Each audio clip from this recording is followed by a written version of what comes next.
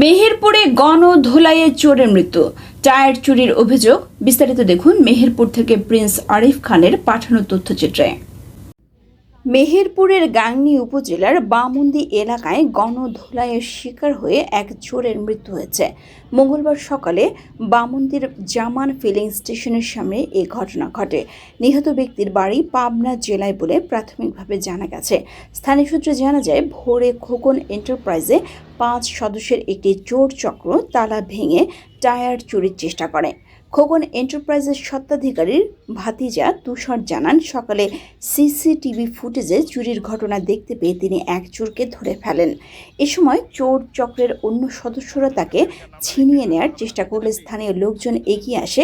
পরে ধাওয়া খেয়ে চক্রের অন্য সদস্যরা পালিয়ে যায়। তবে তারা দোকান থেকে প্রায় 3 লাখ টাকার টায়ার নিয়ে যেতে সক্ষম হয় বলে দাবি করা হয়েছে। গণপিটুনিতে আহত ওই ব্যক্তিকে পরে উদ্ধার করা হলে তার মৃত্যু হয়। গাংনী থানার ভারপ্রাপ্ত কর্মকর্তা ওসি উত্তম কুমার দাস জানান, খবর পেয়ে ঘটনাস্থল পরিদর্শন করা হয়েছে। নিহত ব্যক্তির মরদেহ উদ্ধার করে ময়না তদন্তের জন্য মেহেরপুর জেনারেল হাসপাতালের মর্গে পাঠানো হয়েছে। ঘটনার তদন্ত চলছে। আমি আব্দুল্লাহ সাইকেল স্টোরে ভাড়া মারি, ভ্যান আছে আমার।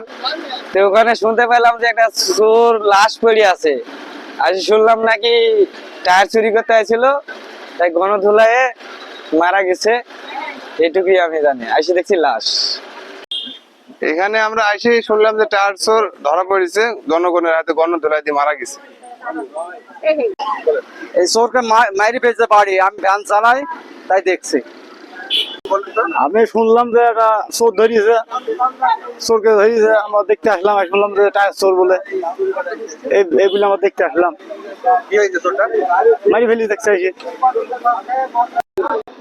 প্রকৃতপক্ষে আমাদের জেলার গাংনী উপজেলা জেলা জুড়েই বলতে পারেন, প্রতিনিয়ত অটো ইজি বাইক চুরি হচ্ছে, মোটরসাইকেল চুরি হচ্ছে। নামাজে গেছে এসে মোটরসাইকেল পাচ্ছে না, পিক আপ গাড়ি চুরি হচ্ছে, সিএনজি চুরি হচ্ছে, ট্রাকের টায়ার থেকে শুরু করে ট্রাকের বিভিন্ন যন্ত্রাংশ রাখা অবস্থায় চুরি হচ্ছে, এবং এগুলো বিভিন্ন জায়গায় ওই মালামালগুলো নিয়ে সেই ঠোসটা ফেলে রাখছে। তবে এই চোরগুলো সবসময় ধরাছোঁয়ার বাইরে থাকছে, যার কারণে মানুষের মাঝে একটা বিক্ষিপ্ত বা ক্ষোভ সৃষ্টি হয়েছে যখনই শুনছে যে এখানে অমুক গাড়ি চোর ধরা পড়ছে। যারা আসলে এই চোরের দ্বারা যারা ক্ষতিগ্রস্ত হয়েছে, তারা সকলেই যেন ওই চোরকে দেখার একটা আগ্রহ প্রকাশ, মানে মানুষ এখন আর যেন প্রশাসনের প্রতি আস্থা রাখতে পারছে না, তারা যেন সব আইন নিজের হাতে তুলে নিচ্ছে। তবে এটা নিঃসন্দেহে ভুল সিদ্ধান্ত। প্রত্যেকটা চোর যখনই যেখানে ধরা পড়বে তাদের অবশ্যই প্রশাসনের হাতে তুলে দিলে হয়তো প্রশাসন তদন্ত সাপেক্ষে ওই চোরের পিছনে যারা জড়িত আরো অনেকে ধরতে পারবে। যেমন আজকের এই চোর এখানে নাকি ভোরের দিকে 5 জন চোর চক্রের সদস্য একটা পিক আপ নিয়ে এসেছিল, দোকানে একজনকে জাপড়িয়ে ধরছে, বাকি 4 জন তাকে উদ্ধারের চেষ্টা করছে। যখন পারেনি তখন তারা টান দিয়ে চলে গেছে। পরে স্থানীয়রা এসে এই চোরকে ধরে এবং গণধোলাই দেয়।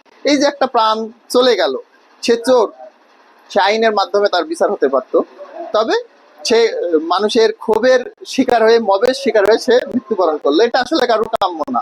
আপনি দোকানে কি হয়েছিল এবং কি হলো? আজকে ভোর 5টার সময় আমি হঠাৎ করে ঘুম ভেঙে যায়। আমার আল্লাহর ইশারায় ঘুম ভেঙে যায়। এই ঘুম ভেঙে আমি আমার বেড থেকে আমার সিসিটিভি ক্যামেরার মনিটর দেখা যায়। মনিটরে আমি দেখছি আমার এই রুমে, নতুন টায়ারের রুম এটা, এই রুমে হলো আপনার 4 জন মানুষ দাঁড়ায় আছে। আমার কথা হলো, আমার দোকানটা 24 ঘন্টা খোলা থাকে। কারো যদি কোনো বিপদ আপদে দরকার হয়, কোনো সার্ভিস লাগে, তাহলে প্রথমে আমাকে ডাকবে, কারণ আমি দোকানে থাকি। তো আমি পরে আমার মাঝে চিন্তা করলাম তাহলে চোর ছাড়া অন্য কিছু না। পরে আমার তালা, ঘরে তালা ভাঙছে, তালা কাটছে কাটার দিয়ে, আমার এই রুমে তালাও কাটছে কাটারি দিয়ে। কাটার পরে পুরো ভেতরে ঢুকছে। ভেতরে ঢোকার পরে আমি ক্যামেরায় দেখছি, আমি শুয়েছিলাম, আমার বেড থেকে ক্যামেরা দেখা যায়। ক্যামেরা দেখার পরে আমি ওখান থেকে দৌড়াই উঠে এসে 4 জনের ভেতরে একজনকে আমি ধরে ওর গলা আমার হাত দিয়ে আমি আটকে রাখি, এক কথায় ওকে। আরো 3 জন ছিল, ওরা ছেড়াতে আসলো, ঠেকাতে আসলো। ঠেকানোর পরে আমি চিন্তা করলাম, হ্যাঁ ভাই দাঁড়াও। ওরা 4 জন মিলে আমার উপর আক্রমণ করে। আমার উপর আক্রমণ করার পর আমি ওদের সাথে হাতাহাতি হয়। আমার হাতাহাতি পরে ওরা পিক আপ করে আমার ঘর থেকে 3 জোড়া টায়ার, প্রায় 3 লাখ টাকার মাল সহ ওরা পলাতক, ওরা পালিয়ে গেছে। আর ওদের একজনকে আমি ধরে রাখছিলাম। ধরে রাখার পরে আমার এলাকার জনগণ আসে, পাবলিক আসে। পাবলিক এমনি চোখ এই চোর চক্রের উপরে এমনি ক্ষিপ্ত সবাই, গাড়ির তেল চুরি করা, গাড়ি চুরি করা, প্রত্যেকজনই ক্ষিপ্ত। এরা পাবলিকের হাতে আমি তুলে দিয়ে দেব, বাকিটা পাবলিক যেটা ভালো হয় সেটা করছে। আপনার দোকানে এখন পর্যন্ত কত টাকা দিনে চুরি করে নিতে পারেন? 3 লক্ষ প্লাস টায়ার, 3 জোড়া টায়ার চুরি করেছে, অটো টায়ার, ছোট টায়ার নিছে। এখন তো আমি বলতে পারিনি, বোঝেন আমি কাজে ব্যস্ত। আচ্ছা, ওরা যারা আছে তারা বাসা কোথায় বলে জানতে পারছেন? পাবনা। ওদের বাসা পাবনা আপনার থেকে কি চুরি করতে পারে?